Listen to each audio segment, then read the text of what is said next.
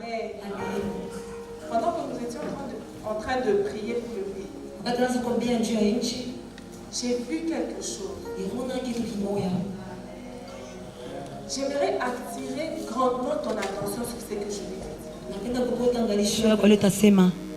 Parce que je sens que c'est quelque chose de très fort. Alléluia. Alléluia. Suis-moi très bien. J'étais en train de voir que nous arrivons au mois de mars 2020. Et puis après, il y a eu des tumultes, je ne sais pas si je vais appeler ça comme ça, au sein du parti politique de notre président. Est-ce que tu me suis très bien? J'ai vu qu'il y a eu plusieurs membres de l'UDPS qui ont commencé à passer à la télé et parler négativement sur la mère de notre président. J'attire ton attention parce que j'ai vu ça très clairement et j'ai senti que c'était quelque chose de très fort et de très mauvais pour notre pays. Et Dieu m'a dit que si mon église ne prie pas, cette chose arrivera et le pays sera déstabilisé. Alléluia. Alléluia.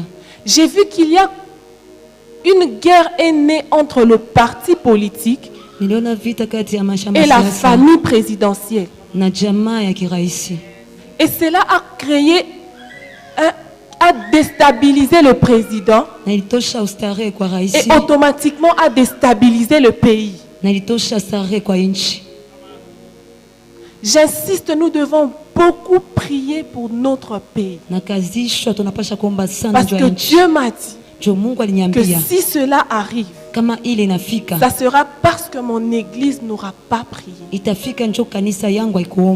Je ne te le dis pas pour te faire peur, mais je te le dis pour te mettre la puce à l'oreille, pour te dire que tu dois prier. Toi au moins tu es averti. Nous n'allons pas condamner ceux qui sont dehors, ils ne savent pas. Alors toi qui sais, prie. Alléluia. Alléluia. Est-ce que tu m'as compris?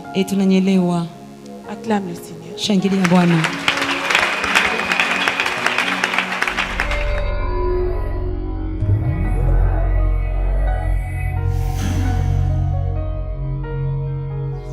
Peuple congolais, de partout où vous êtes, j'aimerais vous conscientiser par rapport à notre pays. Ne nous lassons pas de prier pour notre président parce qu'il y a des complots qui se font par rapport à sa vie.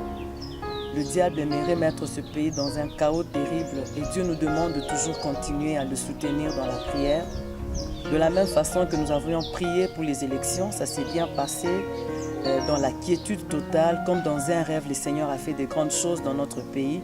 Dieu nous conscientise de continuer toujours à prier et il veut faire quelque chose dans ce pays de grand, mais il a besoin de notre apport, de nos prières.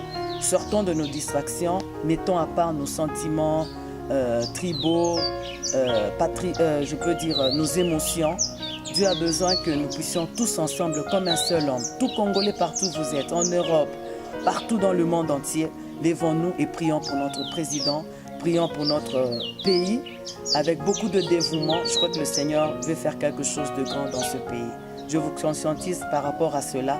Lèvons-nous ensemble et prions vraiment pour notre nation.